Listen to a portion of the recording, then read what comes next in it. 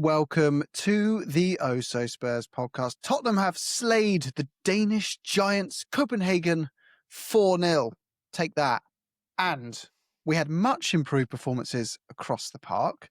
Lots of good vibes to go into Man United with, which is obviously going to be a bigger test, but we'll discuss that today. Not getting too carried away. We know the differences between the two levels of competition, but there was much to unpick in that victory that should put us in good stead for the weekend. We will also be, of course, discussing and debating whether Son Heung-min's goal was better or Micky van der Ven's. And does that mean another Puskas Award for Tottenham Hotspur? We're pretty good at winning those. Was it Xavi Simons' best performance in a Spurs shirt? BJ's red card, was it a red after all? Paulinho, is he our best attacking threat? Another goal and an assist. And of course, score predictions from Man United, whilst finishing off with our favourite hypothetical questions. And we'll also throw in our members' questions today as well. And to join me in this esteemed podcast is an esteemed panel of experts. First, we have Johnny in Dublin. Yeah, I'm feeling really esteemed today. How are you, Jimbo? I'm also feeling esteemed today. Excellent. Maybe we should call this the esteemed one. Yeah. The esteemed four. And we have Deej, kind of borderline risking the forbidden colour there, but we've decided it's coral, not red. Salmon. Salmon. That's what it looks like here. Yeah, that's it. Would never wear that color, especially not here, not now. But yeah, I'm doing pretty good. Happy to see a win. Happy to see goals. Yes, many goals. And if you can hear in the background what sounds like a 4-year-old doing impressions of Iron Man, that's exactly what it is. And that will probably be present for the next 10 minutes. And we have Deej? We have Stu in Dubai. I'm still trying to recover from 4 hours sleep after watching the game last night, but it was worthwhile staying up to watch that beautiful, fantastic performance. Well, I won't pivot away from you. And talking of pivots, Stu, the midfield. All I hear now is when anyone mentions midfield, it's impossible to come out of a conversation without someone saying the number 6, the number 8, and double pivot and hate it. But the midfield was different and it was better. Do you think that was partly what drove a better performance? I think certainly. I understand when we need to play the double pivot against the bigger sides, but certainly against the likes of Copenhagen, we should never, ever, ever see the double pivot as far as I'm concerned. And I think, bringing in Sarr with his legs, and Bentancur was more of a, able to pass it than Paulinho at the 6 was what we needed and helped drive us forward to this great result. Yes, it was enjoyable indeed. And Deej, is that because you're beloved, you're less beloved? I know you don't actually dislike him. I know you actually think he's a good player, but I'm just going to continue to make it as a joke that you hate Paulinho and you think he's the butt of all our problems. Was that because Paulinho wasn't playing that we looked better?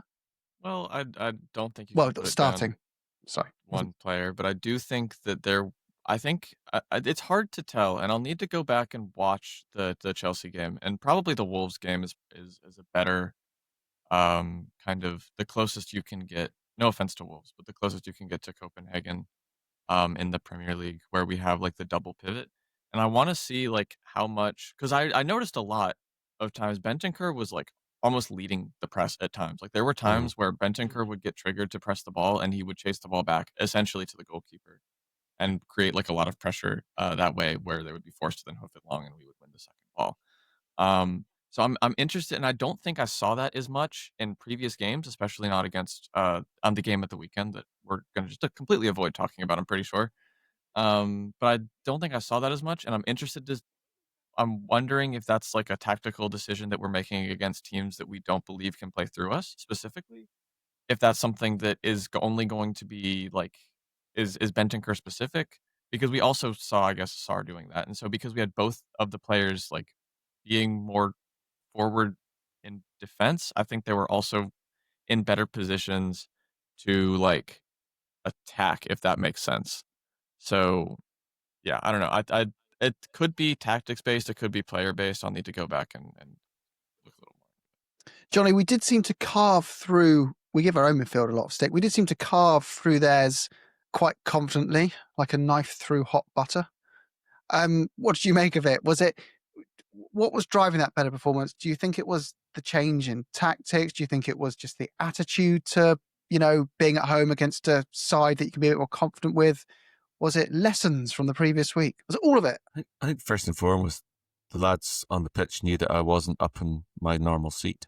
That's probably fairly significant part of the turnaround. I mean, without Ed being disrespectful to the opposition, I do think, like, obviously it's not as if everyone in the Premier League would like wipe the floor with Copenhagen, and maybe they had a particularly bad day. I think they're probably usually better than they were.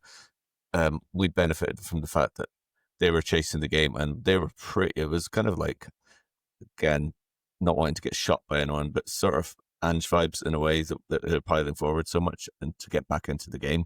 And in the second half, to be down to 10 men actually look like we're not in the numerical disadvantage. It was kind of like we were benefiting from this, the dynamics in the game as it sort of went on and having the opportunities that we had. And in fairness to Spurs, like, we were able to capitalize on that. And there were a lot of really good performances. And if it was a Premier League opponent, it's not as if, we would maybe it wouldn't be in the same scoreline. I mean, you could argue that there were two kind of sitters potentially in the first half for Moani.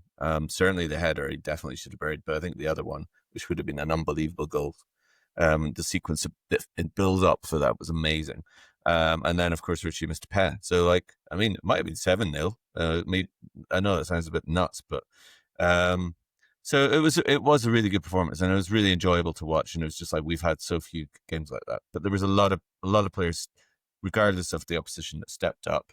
I think, as you've said, I'm sure we'll get into the details a bit more, but Siemens is the obvious player that we saw the improvement in. I thought Milani was actually really, really encouraging, in spite of those two misses that I've referred to. Like a couple of times, the two in the first half. Was there 4 in the first half? But no, 4 in total. yeah. He did. Like, I really loved the way that he took that ball down and then squared it for, who was it? Romero's. Thank you, Odemer. So he looks like quality. He does look like quality. Just like, he needs that goal to give him the boost. But a lot to talk about and a lot to be appreciative of and to enjoy. And it was just really nice to be there cheering multiple times, and people being in good moods in spite of maybe dodgy red card, but maybe not dodgy red card. Well, our home European record is sublime. It's the opposite to our home league record. The last few seasons we've been in Europe, it's been, I need to look up the stat again, but we haven't lost a game in a very long time at home, and we don't concede many, which is, it's because Europe's our European, it's our pedigree, isn't it, Spurs? Yeah. It's something we have always had, that we typically do quite well in the European competitions. I say that, and now I'm getting flashbacks of Conference League and Jose Mourinho and Conte. But on the whole, I think as a club, we've done pretty well. Should we unpick some specifics? I want to pick some debatable things that people can argue over, and we can discuss it in the comments, and you can tell us which panelist you are siding with. BJ's red card. The question is, well, it was a red because he got a red, but should it have been a red in a normal world? Deej, is it a coral card? Is that why you're wearing coral today? Yeah, it's one of those that I think if you're playing in a game without VAR, I don't think that gets overturned. I think that I don't think you're giving a straight red for that, especially not based on the way that the attacker kind of reacted to it, where it almost kind of looked like he flopped in real time. That's kind of what I was thinking when I saw it, and I think that's what the referees thought as well. He thought that he caught him and embellished, and it's a yellow, nothing more. But I think if you look back at it, you can't slide in so late, so far from the ball with the studs up, and I don't think it's even if you don't think it's like a red, I think it's just so stupid to put yourself in the position to get that red, especially in the state of the game that we were in. Just, I don't know. I just wish he would have just tracked back, and we wouldn't have to talk about this. Right, so that's a red from Deej. It's 1-0 if he was the VAR referee, to VAR being right. Stu, was it a red card if you were the VAR official or referee? I think maybe this is an age thing as well. Obviously, I grew up watching football in the 80s and the 90s. Oh, he gets those jabs in, doesn't he? No, I'm saying that bloody Gen Zs who'll be starting with. To be fair, I'm saying that I am the dinosaur, and therefore my views could be skewed because of that. In today's football, it is different. It's refereed a bit softer. I think the decision to send him off was probably based on a still, whereas if you actually look at the video, the motion of him, he slides in, his foot bounces off the ground, which then makes it lift up on the back of the opposition's leg, who also wasn't there but ran across him. So I don't think it was as bad as it looked from a still picture. I also don't think I understand Deej's comment that maybe you should have done the sliding tackle, but I think we have all been criticizing him for not putting in the effort. So I don't have an issue with him actually for once trying to make a sliding tackle. I think it's just unfortunate. So I think it was harsh. So I would not have given him a red card. Deej is coming in with a counter jab. His hands up. The thing is like I understand your point about the defending and like wanting to defend, but I feel like that slide tackle is kind of a microcosm of the concern that I have about his defending, where if he's close to the ball, he's going to throw himself in, but I don't think, like, I just wish he would have tracked back. Like that's like kind of the thing that I wanted him to do, just like run back with the ball and prevent the guy from doing anything dangerous, because they weren't creating anything like the whole game. They were not in a dangerous position. It wasn't a necessary tackle. So like, I don't know, just because he throws himself in there doesn't necessarily mean it's good defending. Well, Johnny, you defending. So it's a red for Gen Z and a yellow for Gen X. What's Gen X2 going to say, Johnny? Making assumptions there on my.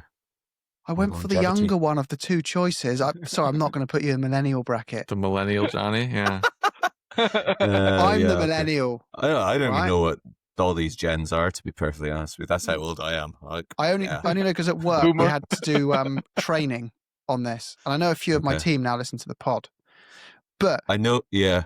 Sorry. We basically found that if you are a certain generation, any generation, you look down on all the other generations very negatively, or up or down on them, with pretty strong stereotypes. Gen Zs just eat avocado and they don't do any work, and baby boomers just made loads of money and they don't get how hard it is, and Gen X are like sandwiched between these two, but they're a bit more. Anyway, it just goes on between all these things. And actually, we all work pretty hard. The numbers showed. You reckon? We all actually, as a whole, want good things to happen. We just have different views on how we're going to get there, and we should all just get along and learn how to appreciate each other's perspectives better. Anyway, and we went into all this. I won't bore you with it. Anyway, but this is primarily what university here at BBC Two. And actually, one of the things was that Stu would predefine more boomer because typically they're quite dismissive of these things at the start. That's what they said. Okay. But stereotypical Gen Xers are very open about these things. So, Stu, there you go. You'd be in that bucket of training where they'd put you in the boomer camp and they'd say, you're actually not what your age says. So we should all be more open to not actually being what our age says we are. Anyway, I'm going in a rabbit hole. The red-yellow card debate. Deej says red. Stu says yellow. Oh, Spurs. God, we've really lost track. Johnny. Yeah, that's Johnny. My name. Thanks, we're not going to Deej. stop age stereotyping people and going to start answering the big question. Okay. Is it a red or a yellow? To be perfectly honest, apart from Xavi Simons having his best game cut short, it was obviously the best thing that could possibly have happened, so it doesn't really matter. Because we went off and scored 2 more goals, pretty sharpish, and Micky had his moment when they were all piling forward. So I don't think it really matters. If I had, honestly, I kind of don't want to be Mr. Cop-Out. I sort of am on the fence. I think that I don't think you can argue with it, really. I think it was a little bit harsh. I do think that, the fact that when the ref went over to the screen and it had frozen on the still of the impact, that looked really bad. Nobody can really debate that. And I guess the fact that as a result of where it impacted, it was I think the UEFA said officially it was the player using studs made strong unfair contact, which clearly endangered opponent's safety. I mean, that's probably true. I definitely don't think it was intentional. It was a very kind of silly dive. It looked like a forwards dive at somebody who wasn't really knowing what they were doing. It wasn't reckless, but it was silly, and it's a shame because we were flying, and it is a shame that Simons had to leave the pitch. All jesting But aside. we continued to fly, as you say, so it's We okay. continued to fly, which was incredible, really, because We we were just continued to waiting. soar. We did. We continued to soar. If the Tottenham cockerel could fly, I know cockerels can't fly. Well, they could sort of fly for a little bit, can't they? Like just a few meters. Kind of. Up onto their roosts. As a farmer's son, I can confirm chickens and cockerels cannot fly. They can kind of run away and get a little bit of airtime. Cockerels tend to come at you, though. They're not very nice, actually. Good to know. Actually, quite threatening when they come at you. Yeah, they can draw blood if they're a bigger one. Is this it? They're Are you not- auditioning for something are here? we doing a Tottenham Sorry. podcast? Sorry. Or Radio 4. Day in the I don't life know. of Jim So- is like trying to like cover Johnny, every you have base. to give a red or yellow. You can't just cop out. Okay, I'm actually going to say I think it was harsh, but I think it was a red. Okay. The way I that think I so. look Harsh at it red. is I feel like if it had been the other way around and the Copenhagen player had Yeah. not received a red, I would have been upset. So, like, if that hadn't been given for us, Yeah, given I like think what that- we saw and like the way that the game is being refereed now, I would have Yeah. been upset that hadn't been given a red. So, Yeah. I feel like you kind of I can't complain about that because I'm sure that there will be a tackle like that I will complain about in the future, and then not say that this one should probably be a red. So, I'll give this one up because we won 4-0. If we had not won the game, I would have said something different. So so far it's 2 reds, a yellow, and Jimbo. I you know the meme of the woke nonsense. Is it Sean Dyche on that meme? Yeah. So I'm like bit like that. I'm saying rubbish. It's not red. Game's gone. It's kind of my that's a Sean Dyche impression that was really terrible. Game's Yeah. gone. There you Bit go. more gravel. Game's gone. As you can see from my facial hair, I can't get a deep voice going. But yeah, so it's a draw in the comments. Was it a red or a yellow? You have to decide on that one. Which brings us to the next. Can we just quickly say that was Siemens' best? We have to be fast through. There's a lot to talk about today, but Siemens' best performance? Oh Everyone yeah, agreement? easily. I mean, Look he won good. man of the match and got taken off at the 60th minute for like, and yeah, he had what was it, 3 or 4 big chances created, which Three, yeah. was like I think the most that we've created all season from a single player.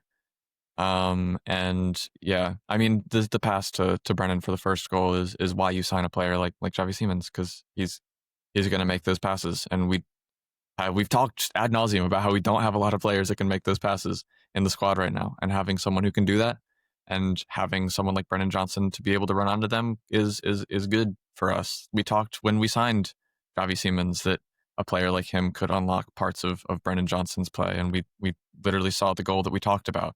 We saw Xavi Simons using his line-breaking ability to play on to Brenna Johnson, who then ran fast and scored, which is what he's good at. So it was good to see both players finally kind of being able to utilize their strengths.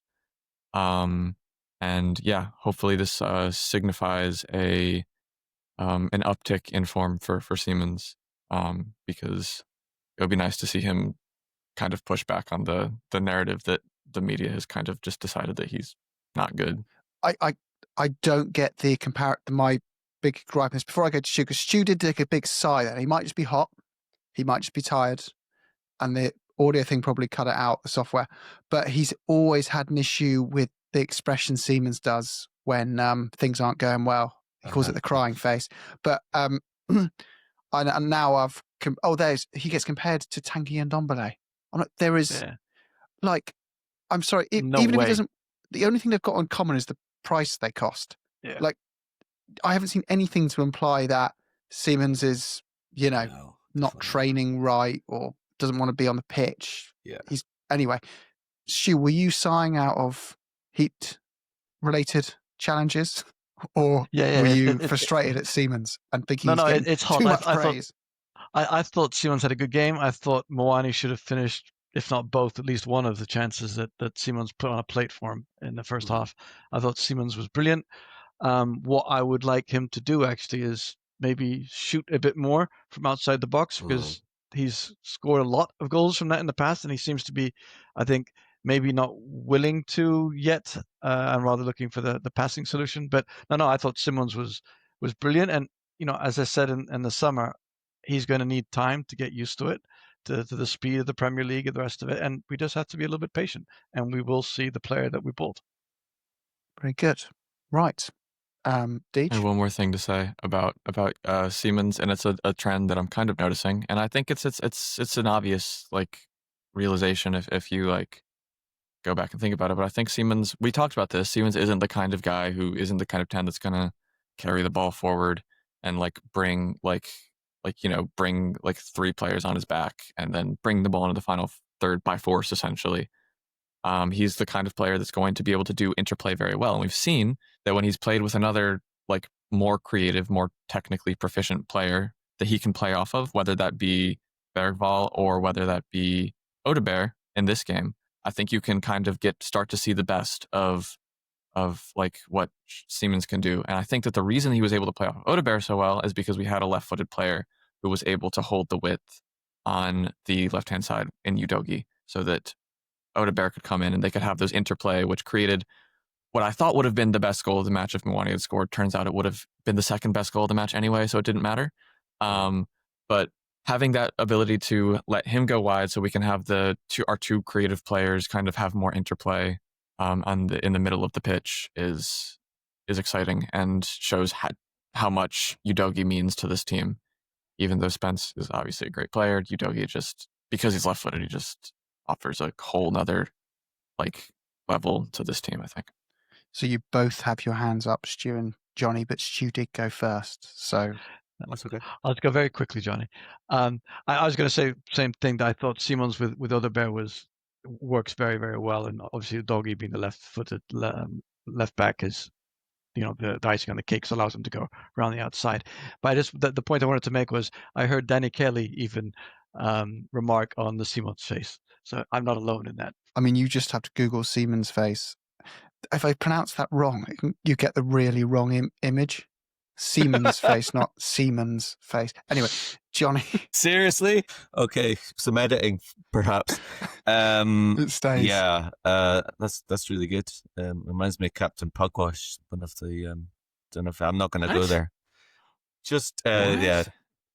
There's a character sorry, John, I don't know what that joke means. Is this some like Stu might know because he's. I got it. I understood it. There's this like it seems we're not Can talking I Google about that without tonight. getting bad safe browser like history? There's a guy, I think it's John Ryan, was created this cartoon, lovable rogue pirate called Captain Pugwash back in probably in the 60s, but he was on TV in the 70s, and it was like he had lots of double entendre, and one of his shipmates had a name that was pretty disgusting. That's all I'm going to say, and it's along the same lines of what you were talking about. But anyway, please don't include that in the actual thing, because I'm not supposed to know things like that. I'm a wholesome primary school teacher. Yeah. So we'll start the edit at Concise now. It's staying. This is all staying. Today's podcast has gone off on a lot of tangents. This is a train wreck. Anyone still out there? Anyone want to hear what we got to say? Tottenham, I was just gonna say, did you know that was the best or the most number of big chances created by Spurs players since the 2016-17 season in the Champions League, which is a long time ago now. And also talking about the quality of the goals, and I agree with Deej. Obviously, we would probably talk about Micky's goal shortly, but I thought Johnson's goal was really good as well, wasn't it? I mean, I was just like, on the basis of what we've seen so far this season, I mean, I fully expected that to go wide when he was sort of lining up the shot. And that's a bit unfair because Johnson probably hasn't been in that many situations where he's been expected to score. And that he wasn't, I don't know what the XG in that would have been, but I'd say he probably defied the odds a little bit there. It was a really, really composed finish. And he is a class finisher, so it shouldn't be a shock. But it's just another example of how good he can be at finishing. And I know I was talking to Callum about it afterwards, like, can we utilize this ability? We've talked about him. I he's just the false nine kind of an idea or something. He's so good at finishing, and it was a really, really good goal. So back to I'll have to look up the XG on that one, because when we get to Mickey's topic, I've got the XG on that. Have you? Deej, sorry. About that goal and it's a little thing, but I'm gonna pick out every good thing I can from the wins. Is it even if he had missed it, Odegaard was there to score the goal, and he was onside. He held his run. That's true. And he could have, if he had thought it was going wide, he could have smashed it into the back of the net. And we've had times before where someone has been in an obvious goal scoring opportunity and they've missed, and someone has eased up on their run, and we have not scored from that. So even though nothing came from it, it's just good to see like a player not give up on a run like that until the ball is literally crossed the goal line in the back of the net. Good. Having brought up Odegaard, how good a performance did he have yesterday, by the way? Much better. He's another one who's young that lost a year because of injury, but now is getting a bit of a run, is showing what we bought. Yeah. It's amazing. You give a player a consistent run and they get better. Yeah. It's revolutionary, but apparently that's not what you've got to do. You've got to judge them after 3 games and then call them the next Tanguy and Ndombele. That's what you're supposed to do, Stu. Sorry. Yeah, get it right. Stop praising our players. It's toxic. Should we get on to the goal of the season? The goal of the season. But the big debate, and we're going to have to go over this one, and I'll give you the odds of this goal first. You know the Randy Marsh meme where the internet's been banned from the world and he's sat in a chair covered in something? That's how the stat XG lovers feel about this goal, and they've broken it down. Because they said when he got the ball, the chance of a goal was 1% of the team score. I think that's quite high. Yeah, it's quite high. Maybe that means the team carrying the ball to that position. I think I know what you're talking about. Maybe that means like for the team to score. No, it's certainly not him. Yeah, definitely not him. Yeah, it must be the team. But then they said the chance of finishing it was 12%. And anyway, they multiplied all the phases of that goal and running through everyone. It was a 1 in 800 chance. So if someone tried that, they reckon it would take 800 attempts to score it on average. It still feels. And considering he's a defender, those odds are factored by midfielders being in that position and strikers being in that position and wingers. So it's even more impressive, really. I wonder if they could do it with just the centre backs data. Yeah, impressive. Yeah. Big debate then, guys. Deidre, start with you. Are you team Son Heung-min or team Micky van de Ven for whose was better? As much as the Van de Ven goal was just absurd, and I think it does go up a level because he's a defender, I think that Son's goal was just a little bit better. I think there were a few more defenders he had to run through. I think there were a few more like people that were in better positions to take the ball off him than Van de Ven's, because Van de Ven outruns like 4 guys and then goes around 1 and then just outruns like 2 or 3 more. Son, I think it went around like 2 or 3 separate players or like tapped it by them essentially. I do think Van de Ven's finish was better.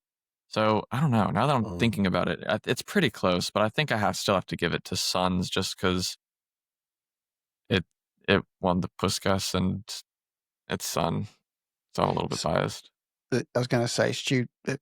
How have I called Stu Deej and Deej Stu already on this pod? Someone did the expected assist. That's a thing. More expected XAs. So we've got XA, XG, XT, expected threat. What we can have next? Expected shots, expected saves. We need expected saves. The expected assist was 0.00125. I got past that. That's not very likely if you're not good at maths. An incredibly skilled assist. It's a very, very impressive assist, basically, yeah. The Stu, you're next up. Is it Team Micky or Team Son for... As you know, I love Sonny, but Micky is currently my favorite player in the team, and he's Dutch, and he's a defender. So for that reason alone, I'm giving it to Micky. Johnny, so Team Micky or Team Son for the Puskas? I know we're... Puskas. I need... Well, I mean, when it happened, we were saying, like, the obvious comparison with the Burnley goal, and then, like, is that going to be another Puskas? Like, why couldn't that be? That's got to be in the frame for the next Puskas, which would be nuts because then we'd have 3 in about 7 or 8 years. But anyway, I think that DJ's right in Johnny, terms. is it Pushkas? Puskas or Push, Puskas? isn't it? Pushkas? Pushkas. We don't really speak Hungarian, but Is it a Hungarian word? Is it? yeah. What's the He's origin Apparently of Pushkas? Puskás Oh, it's is named a- after a player. his Isn't it? name, Puskás. the player. Yeah, of course. What? Again, you This two is- mocking. This You two, podcast. Look, he's mocking. before my time. He's just an all-time great. Real Madrid, wasn't it? And No, that but team the that won all Premier the League European didn't Cups. start until what was it? 92. Love it. I think that's when football started. As far as Yeah, that is exactly. when football Oh my started. God. Football started when Daniel Levy entered the frame. Puskás was the fellow, wasn't he? The So fellow is that football like over now? Ange's mentor in Australia. Yeah. He was like, yeah. Mhm. So yeah, no, the Puskás Arena is where the where I saw Coldplay a couple of years ago, and where Oh, how was where it? the Champions I'm League final joking. is this year. So that'll be our date with Destiny at the end of May. But in terms of the goal, I think TJ's right regarding the complexity or the challenge. Probably was greater if I had a sort of PlayStation control in my hands and I had to execute the Son goal. I think it'd be a little bit more intricacy required to navigate the defenders than the sort of raw speed of VGV. It doesn't, however, mean that I'm going to go that way, because I do think his fact that he's a defender and the fact that the way he finished it, he absolutely blazed that ball, and it was like we're all just praying for it to go in, and the way that he did it was insane. So I think for that reason, and also like the fact now he's got 6 goals this season. We're only just into the first few days of November. He's got 6 goals this season. I'm getting proper Bale vibes here. Like, I mean, he's just emerging as like Whack him assassin, up front. you know. So, and it was Bale-esque against Internazionale as well, wasn't it? Like in some ways, the way that he just like it was completely taking the proverbial of the opponent, and it was the only thing he needed to do it twice because Bale did it twice. But it was Bale did 3 times. Did you do it 3 times in the same game? In the game, yeah, it's Did three he? identical Oh. goals. Yeah, 3 times. God, it's just He scored the same as Gyökeres, Arsenal striker, this season. there you go. Yeah, I've seen the meme. I think we should not be mocking the 6 goals he's scored that much, considering Definitely Moani not. hasn't scored, Simons hasn't scored, No, I'm not mocking it. Kudos hasn't scored. Yeah, no, he's got. Well, I think like because he scored. Well, how many headers has he got? He's got at least one. Has he got more than one header? But after that, and they're saying, Thomas Frank's saying you need to bring us more goals and you need to use your height, and now he's doing that as well. So it's like even to see that evolve a bit is really positive. Well, defenders are definitely becoming more influential for attacks, like the whole set piece thing going through the league and the wave of that changing. And, you know, we're seeing strikers become more defensive. They've all got to be press monsters now, don't they? And Romero up there for that assist. Yeah. Like, What the hell was he brilliant. doing up there? We were down to 10 men and center back. It works. They The love it. right center back is up playing left wing, They love it. It's and brilliant. then finding our 6 for a Composure goal. he showed as well for that pass to I know. Polina. That he's class. So it's a Mickey win on our vote. Mickey, yeah. Are you going which- Mickey as well? Yeah, but I actually think Sons, I watched it back. When I first saw it, I thought Mickey's are better. Then I watched Sons again, and I was like, actually, Son does a couple of bits of work within Around that the goal halfway line. that are actually a better goal. Yeah. So, yeah, no, I'm Team Son. I'm Team Son. Yeah, that's So kind of where I it's was. draw. It's But I another tie. Sound off in the Yeah. comments. I was going to say I prefer Mickey, but no, he hasn't replaced Son yet. Like, Son is Oh no, probably for definitely not. my lifetime the Yeah. pin-up Spurs player. him and For me. Bradley. 100%. Yeah. So there we've decided that that's a draw. So Yeah. both draws. So who's the winner, How folks? convenient. So over You to guys will just have to tell us what to think. Before the we comments. preview, Or the Discord. yeah, If you wanna join so, that. yeah, do join the Discord. Statistical We need column. to Indeed. we need to get to 1,000 people in there because then we get to unlock a load of cool features. So yeah, I'll post it in the description of this video, and you can talk to us. Yeah, That's fun as well. And Prof Spurs in there. Yeah. Joe's in there. Who else in there? I'm going to get the finance gurus in there as well, Nick and Ben. But they're a bit au fait with the. Is that the right word? What does au fait mean, Johnny? I just Like use it in familiar with? sentences. Yeah, they're less au fait with Discord. So yeah.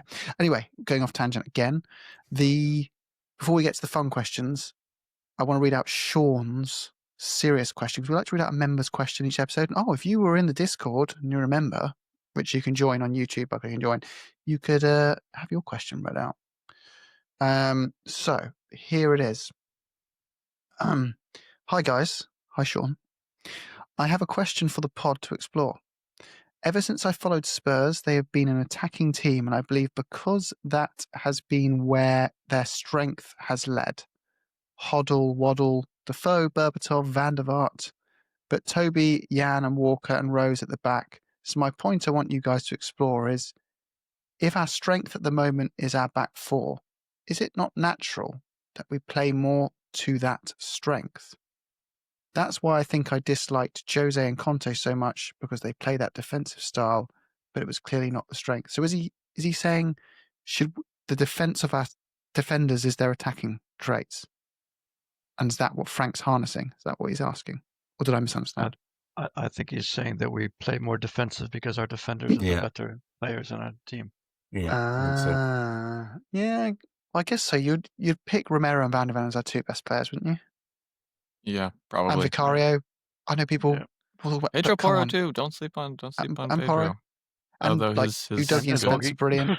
yeah, Udogie, Spence. Yeah, I mean, I think, and then we half of our fans' consensus player of the season is Palhinha. So, I mean, that's probably our 5-6 most defensive players if you count Vicario. I do think it's a bit of a chicken and egg situation, where we're setting up to play defensive, so our defenders look really good, and so we think our defenders are good. If we played more attacking, we might think our defenders were less good because we were playing more attacking. So some of it is kind of what we're choosing to highlight in the team, and obviously we have chosen under Thomas Frank thus far to highlight our defensive stability and what we kind of are. We're kind of looking, as everyone has kind of agreed, we're looking to close up shop and then kind of build out from there. So through that, we're obviously going to make those players look better, because we are not only are we allowing them to play their best game, but we are, I don't want to say compromising, but we are utilizing some of our attacking players to help, instead of just like attack or whatever. We're using them to more focus on, we're either using them to focus more on assisting the defensive players or adding in more defensive players at the expense of people who are better at attacking. So I think, while I do agree that, like, even if we were playing in like a neutral, I guess, setting, and I think that Van de Ven and Romero are probably our two best players, I think that I think that having better defenders is actually a way to let yourself play more attacking. An example of this for me is like Liverpool, where they had Van Dijk, and he's just like, a ridiculous defender. And that allowed for them to have a player like Trent Alexander-Arnold, who, wasn't the best defender, but was a wizard at attacking. And they could kind of get by with his defensive shortcomings because the rest of them were so good at, like, defensively. Good analysis, Deej. Well said, sir. Well said. I think it depends on the opponent. Like Deej, was making that point, and at the end of the day, there's an argument to suggest that the manager is still very much in the early days of working with his team. And I think that it's a very good point that Sean's making in terms of like the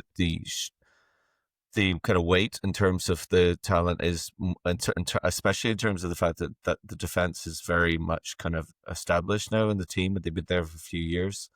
But our defense is absolutely quality. But when we're coming up against teams, top quality teams, you kind of expect them to be maybe making more of an effect on a game. But when you're playing, what's frustrating, and I think particularly one of the issues for fans in the stadium this year has been when we're up against the sort of mid-low block teams, that we need to be a bit more brave and we need to be a bit more expansive. And I don't think that that's happening very often. And yesterday, I know Copenhagen maybe made it easier for us, but the players sort of played with a freedom, which is exactly what the Spurs fans kind of demand, let's say, not even just expect. I mean, it's something that maybe is to the detriment of the club at times, the sort of pressure and expectations that the fan base have. And to be fair to the fans, having been going, since the Mourinho days on a regular basis, like for a long time, it's not been very pretty.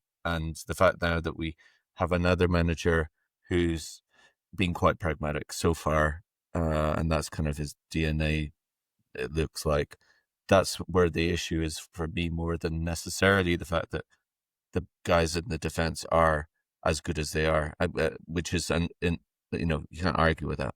But I do think that we've got a lot of talented players further up, and we've shown last night that there is a capability there to hurt teams in ways that maybe we haven't been set up to do that and utilize the weaponry that we actually have. So fingers crossed that we see a little bit more evolution of that. And certainly Frank talks the talk.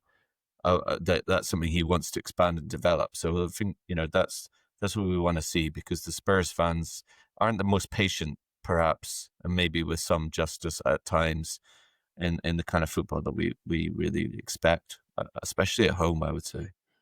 I would just say that I think we as fan base, we want attacking football, but I think we need to accept that pragmatism, or at least a little bit more pragmatism, is probably going to be more successful long term. Yeah. And I think maybe that is also an issue as a fan base we need to get used to. Well, but I think, yesterday, was fantastic. We won 4-0. We could have scored double figures.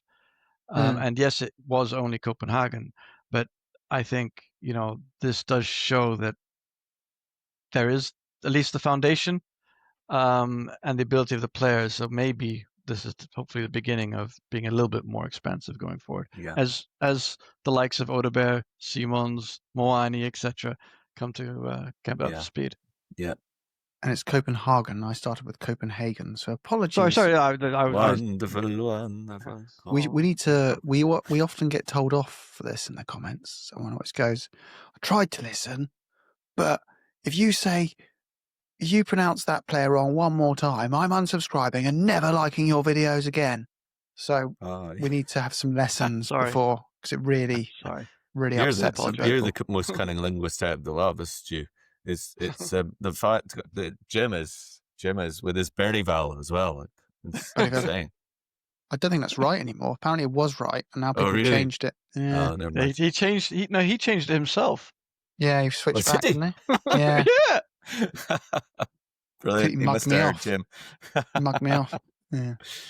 Right. We are running a little over schedule, but that's fine because we're happy to do it. So, previewing Man United, we can't really go into the depths of the preview. But before we get into the fun questions, I do want to do just a quick score prediction each. And do you expect anything significant to change? One more thing about the game. Yeah, just really quick. Go for it. Scarlett should have taken the penalty. Guys, quick vote. Scarlett or... No, you've got Richie to follow the has to take management. it. Yeah, Scarlett. the manager's instructions are Richie's the penalty taker, so you have to follow the manager's instructions. Scarlett, and Richie. I'm going to go for Richie as well. This time it's not a debate, so don't even bother leaving a comment. Because we don't care. We don't care.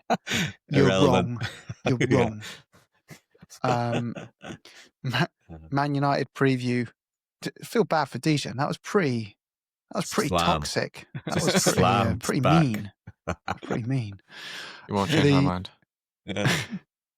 Well, you can just be as obstinate as you like, Deej. Well, don't worry. The Man United game, though, Deej. Yes.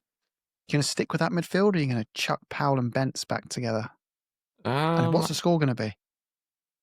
My prediction is that we will see a Polina and Bentancur midfield, especially because this is one of the larger, more important games. We could hypothetically we could see maybe like a Polina Sarr midfield if he wanted to try and lean into the a bit more of the expansiveness that I think the fans want, especially given like our recent discussions over what the fans want. But I don't think that will really matter. I think it'll probably be Palhinha and Bentancur, and I think it'll probably be, we will see a game that is less pretty and less fun to watch than the one we watched against Copenhagen. So I'm going to go with a 2-1, just because I'm never going to predict a loss. Okay. Actually, Stu? a 1-0. 1-0. Stu, do you think Siemens is going to start this game? Yeah, I think And Siemens is definitely score? going to start. I also am hoping that it will be Palhinha and Sarr, because I think Sarr showed in all the games against United last season that he performs well against them. And hopefully that's something Frank and his team have looked at. And I am going to go for 2-1 as well. I was going to say 2-0, clean sheet, but I can just see the annoying Fernandez scoring a goal. And I muted myself there. Johnny, is it going to be Baby Muwani and Udogi at left back, or Spence? And score prediction, please. Well, first of all, United are in good form. They're unbeaten in 4 games, which is the best in Ruben Amorim's year in charge. He just celebrated his anniversary there a few days ago. So they seem to be improving. So it's definitely not a game to be taken lightly, and I think that's why Deej could be right about that double pivot option. But I really, really hope that it's Sarr and Palhinha. I think Palhinha is going to start because obviously didn't start yesterday. I mean, and the points that was been made before about Zoggy, but Spence is so good. Power is obviously going to play because he's just like a machine. I don't know. I'd say he's going to pick Spence because he's picked Doug yesterday, but like, there's not really any kind of incredible analysis behind that. I'm just going to go. It's his turn. But I do think that hopefully the confidence that Siemens might take from yesterday will be significant, and it'll be hard fought. But I think I'm due a win. I'm sorry. It's all about me. I'm going to make it about me. The reason we won yesterday was because I wasn't there. And they owe it to me. The lads, I did a count on the way back. I was so deflated after Saturday evening. And I counted, I've been to 15 games this calendar year. We've won 3, drawn 2, and lost 10. Stop going to games. And in Save I've been money and do us a favor. two cup games in there doesn't make it any better. We've got it's like just one win and one defeat there. So no, like they need to pay me back for everything I'm doing for this club. Like, I'm doing it. I'm putting my body on the line every 2 weeks. Anyway, so I think I'm going to predict 2-1 as well. That was what was in my head before, and I think I'm feeling good. We've got to do it. We've got to do it. Oh, and we beat them 4 times last season, so maybe we're like, it's a Manchester thing, because the Manchester City are obviously terrified of us, and maybe United are going to move in that direction as well after last season. So yeah, There Jim, you go. over to you, bro. I'm going to go 1-0 to Tottenham. I think it's going to be a game where both teams set up in similar ways. A cagey affair. Yeah. Probably. But I think we'll edge it. 1-0. Scorer? Muwani. I mean, I should bet on a centre back really these days. I always bet on an attacking player, but you should bet on a centre back. Probably Van de Ven, Romero. actually. Yeah. Romero, yeah. So time for the fun bit of trivia. Okay. I had to make these up on the spot with about 10 seconds notice, so they might be a bit weird, a bit off, but here we go. They're not normally Deej, weird. If you had to go to work on a tricycle every morning or riding piggyback on Sean Dyche, what would you pick? Well, I work from home. Everyone sees you, by the way, arriving on your tricycle or on Sean Dyche's. I work from home, so probably the tricycle, given that I don't No, go you got to anywhere go to work. an office. Everyone's looking out the window, all your peers. If They that's probably the case, then wouldn't know Sean Dyche. Yeah. I think that'd be awesome. Yeah. Would they know who he is, though? Like, Yeah, that's are your fine. mates into That's even football? better. Yeah. That's even better. I'm riding on the back of Sean Dyche, and everyone knows it's Sean Dyche. That's so cool. They might be a bit like age gap, just quite big between you two, and might not realise what's going on there. That's A fine. bit His if you- dad. Yeah. They can draw their own Could be your dad. conclusions. Could be your dad. Could be your dad.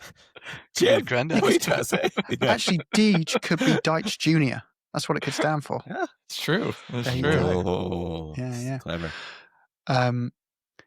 So the next one for Stu, you have to build a brass band because you're the conductor, playing at Waterloo Station as everyone comes in, over Christmas. And you got to pick the instruments and the Spurs players. Who are you picking for your brass band? I'm going Romero on some kind of because he's going to be making a lot of noise. Gonna make The cymbals. yeah. I'm going to go for Trumpet. Who's got the trumpet? Trumpet. You've got to have someone like I can imagine Porro going a little nuts on the old trumpet there. Yeah. Good call. Yeah. What other instruments are there? I have no idea. Cello. I think we got a 2-man band. It's not a brass Violin. band, was it? Brass band. You've got brass Romero band, on the cymbals trombone. and Porro on the trumpet, and that's it. Yeah, Yeah. exactly. Porro and Romero, they'd be enough.